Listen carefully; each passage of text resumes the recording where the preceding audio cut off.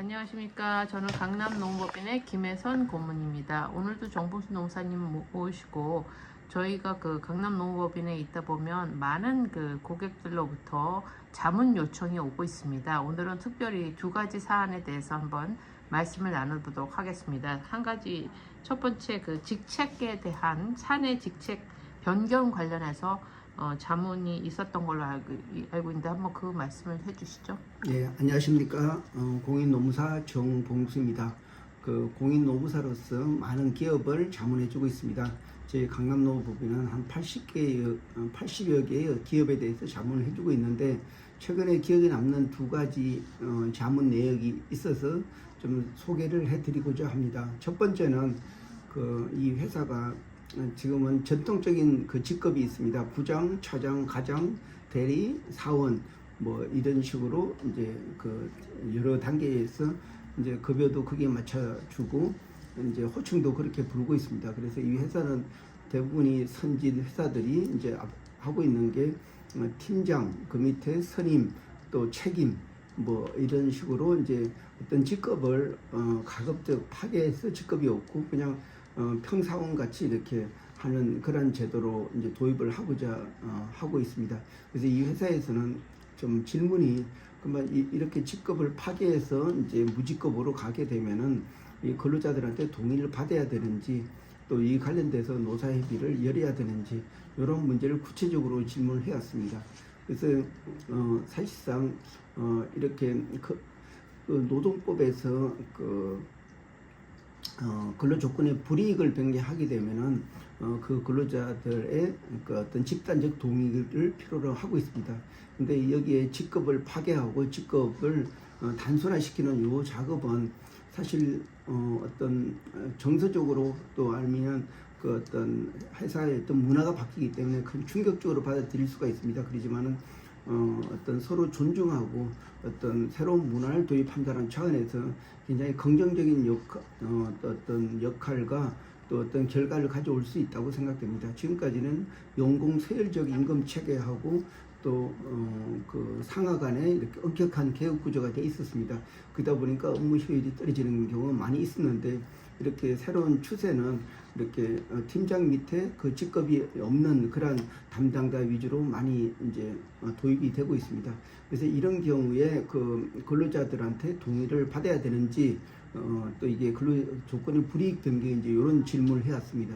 근데 여기서 이런 부분에 대해서 노동법 판단할 때 근로 조건을 불이익하게 변경할 때는 어떤 취업기 측의 불이익 변경 절차를 필요합니다. 다시 말해서 근로자로 구성된 그 그룹의 집단적 동의가 있어야지 근로 조건을 불이익하게 변경할 수 있습니다. 그런데 이런 직급 변경은 그 임금이 동일하게 지급되기 때문에 어떤 불이익 변경이라고 할 수 없습니다.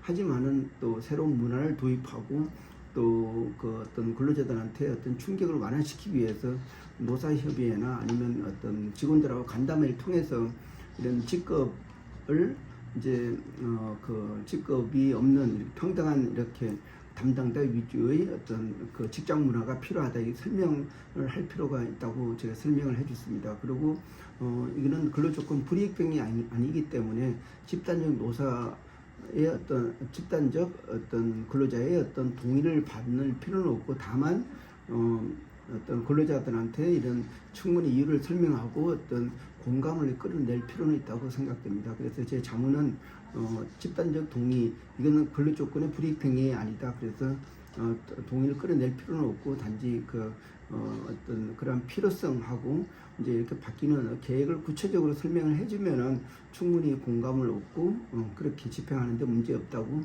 답변을 줬습니다. 네. 그리고 그리고 또 하나의 문제는 이거는 지금 단체 교섭을 하고 있는 제 자문사로부터 질문을 받았습니다. 여기는 이제 작년도 그 2024년 12월 18일에 통상임금에 대한 어떤 대법원 전원 합의체 판결이 있었습니다. 이게 그때 2013년도 12월 달에 있던 판례는 어떤 그 연 단위로 고정적으로 지급하는 이러한 수당은 다 통상임금에 해당이 된다 해서 이제 있었는데, 근데 그 이후로 재직 기간이나 아니면 그 급여 지급하는 그 기간 동안에 어떤 근로일수를 채웠을 때 지급하는 조건부 이제 이렇게 상여금은 아직도 통상임금에 포함되지 않았었습니다. 근데 작년 12월 달에 그런 부분도 통상임금에 된다. 하여튼 그 기존에 2013년 판례를 이제 또 그 전원 합의체를 통해서 좀 추가적으로 좀 시정하는 그런 판례였습니다. 그렇지만은 어떤 기존에 어떤 해왔던 그런 신의책이 있고, 그리고 또 대부분 전원 합의체에서 판단하는 기준으로 그 재직 기간 중에 퇴직한 사람은 통상임금에 포함되지 않는다, 이런 부분, 이런 상여금 이런 부분에 대해서는 어떤 기존의 법원에서 통상임금이 아니다 판단한 사례가 있기 때문에, 그래서 이번 대법원 합의체 판결한 이후부터 발생하는 첫 임금 지급 시기에는 이제 그 재직 조건부 그 상여금도 이제 통상임금에 해당이 된다.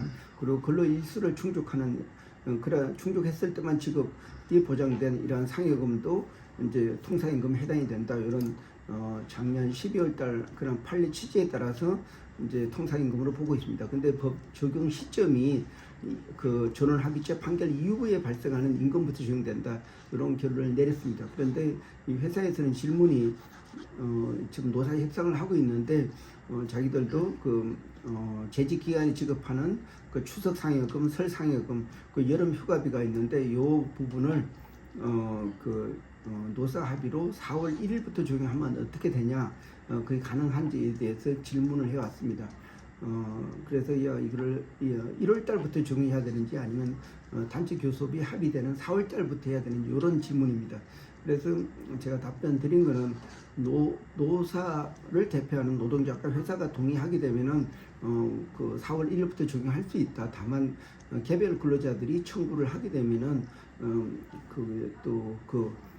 그는 1월부터 적용을 해줘야 된다. 그렇기 때문에 사실상 1월부터 적용하는 게 맞다. 그리고 근로기준법 15조에 보면은 근로기준법을 위반한 근로계약은 그 부분에 하면 무효가 된다.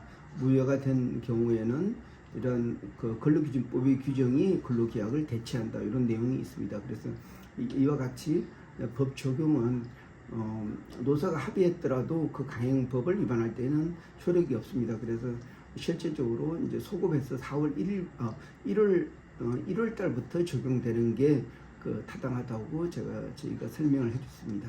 네, 그렇군요. 두 가지를 지금 말씀하셨는데, 아까 이제 직급 변경에 대해서 사실 그 삼성 같은 대기업도 이미 사실 약간의 어떤 뭐 연공 서열이 아니라 대등한 관계의 어떤 직급을 함으로써 서로 직원 간의 소통을 원활하게 하기 위한 그런 추세가 벌써 이루어지고 있는 것 같은데, 예, 그런 자문을 하셨고, 또 통상임금 관련해서는 전원합체 판결 소급을 1월부터 해야 된다, 이렇게 자문을 하셨다는 말씀인 거죠? 예, 맞습니다. 네. 그래서 이게 상당히 이제 근로조건 불이익 변경할 때는 반드시 근로자의 어떤 근로자 가반수를 대표하는 노동자비 있는 그런 노동자비 없는 경우는 가반수의 그 동의를 받도록 되어 있습니다. 그런데 직급 변경 이 부분은 급여가 동반되지 않는 단지 한국의 호칭상 변경이라고 할 수가 있습니다.